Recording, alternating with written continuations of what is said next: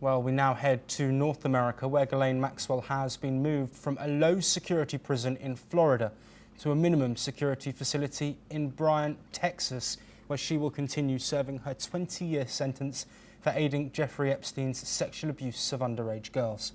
The transfer comes a week after Maxwell met with Deputy US Attorney General Todd Blanche, reportedly to discuss others who may have been involved in Epstein's crimes.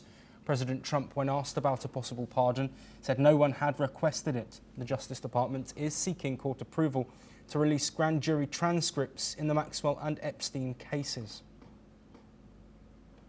Well, joining us to discuss this topic of conversation, which has become a headache for the US administration, but is promising not to go away with all of these latest developments, Madhav Nalapat, editor of the Sunday Guardian, joining us live from New Delhi. Thank you ever so much, Professor Nalapat, for being here.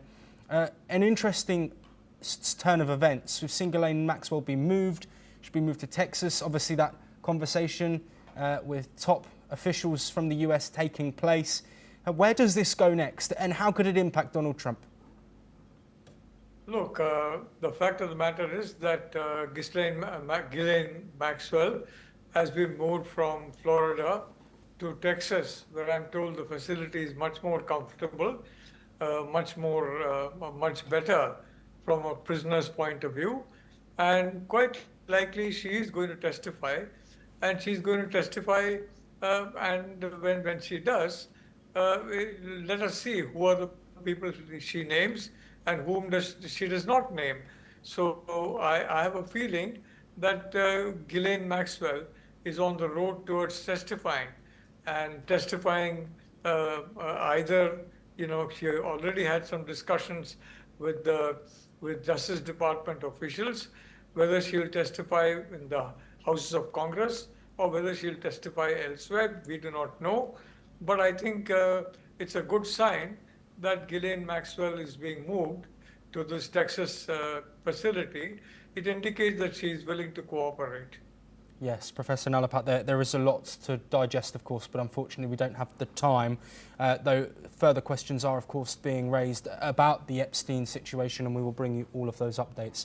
We stay in North America, though, as President Donald Trump has fired a top Labour Department official, accusing her without evidence of manipulating US jobs data. Let's listen in. Because I think her numbers were wrong. Just like I thought her numbers were wrong before the election. Days before the election, she came out with these beautiful numbers for Kamala. I guess Biden/Kamala. And she came out with these beautiful numbers trying to get somebody else elected. Then right after the election, I think on the 15th, November 15th, she had an $800,000 or $900,000 massive reduction. Said she made a mistake. Well, the Bureau of Labour Statistics, which produces the data, has denied any wrongdoing. In a related surprise move, Federal Reserve Governor Adriana Kugler resigned, giving Trump an earlier than expected chance to appoint a new Fed member, potentially influencing the interest rate policy.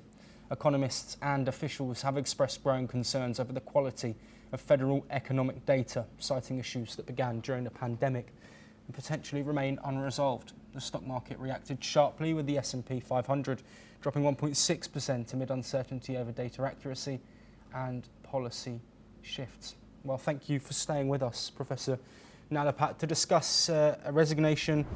Of course, the Labour Commissioner fired as well. Is this Trump just continuing with his mantra, which is, I will get what I want, how I want it, and as soon as I want it?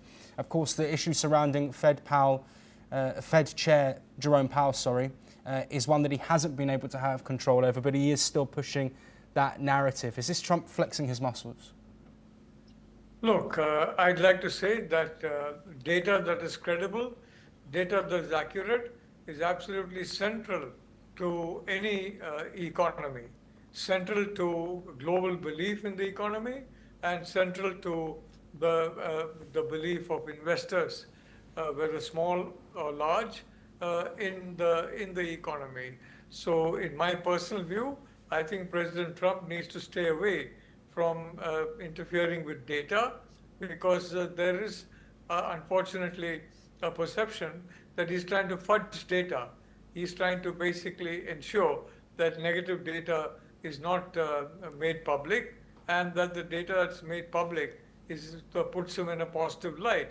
The fact is every economy has its ups and downs, and Trump has been giving one tariff shock after the other, as you know, and that would have had its impact on the economy and therefore on jobs. So I think, frankly, whoever has been fired has been made a scapegoat, but I think it's very important that the integrity of these figures be maintained, because if it does not happen, and if there's any doubt about the integrity, it's going to affect the credibility of the US, including the credibility of the US dollar, and frankly, it will harm President Trump's overall economic plan, which is quote unquote, make America great again.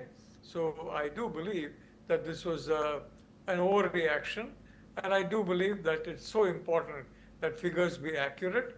And personally, I would not be surprised if the official who was fired was correct in saying that the figures were right, and there is no question of any of the figures going wrong. Thank you. Yes, Professor Nalapat, thank you ever so much for your time.